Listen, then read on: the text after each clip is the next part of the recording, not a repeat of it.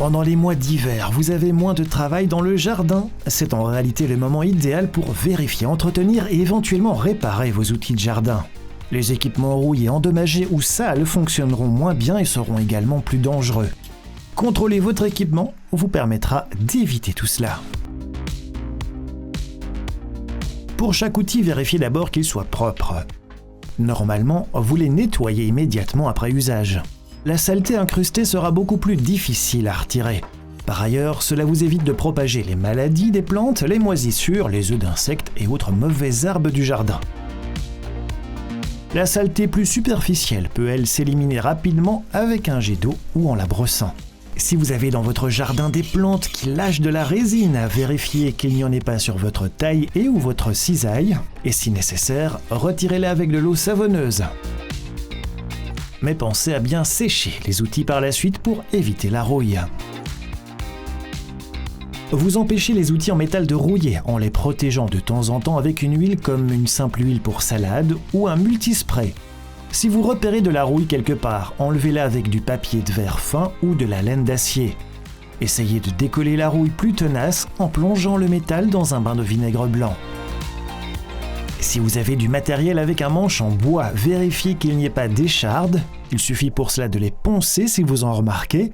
Empêchez le bois aussi de mourir en appliquant de l'huile de lin plusieurs fois par an.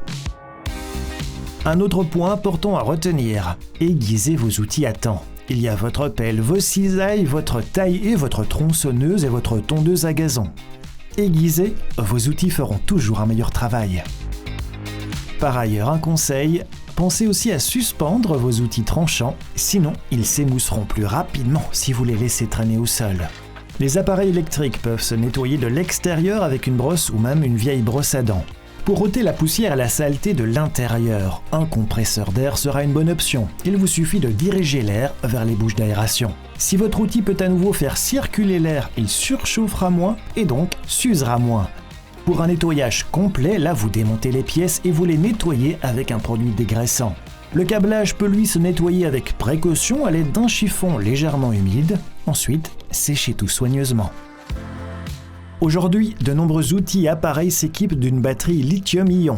Et il est préférable de conserver ces outils, en tout cas les batteries, séparées dans un endroit frais mais bien à l'abri du gel.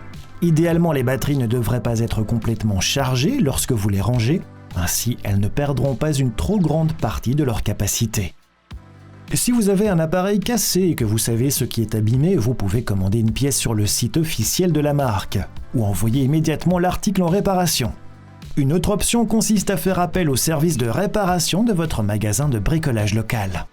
Et si l'appareil est irréparable, alors pensez à vous en séparer. Rapportez-le au magasin lorsque vous allez en acheter un nouveau. Les magasins ont en effet une obligation de reprise. Bien entendu, vous pouvez aussi l'apporter directement à un point de collecte Récupel.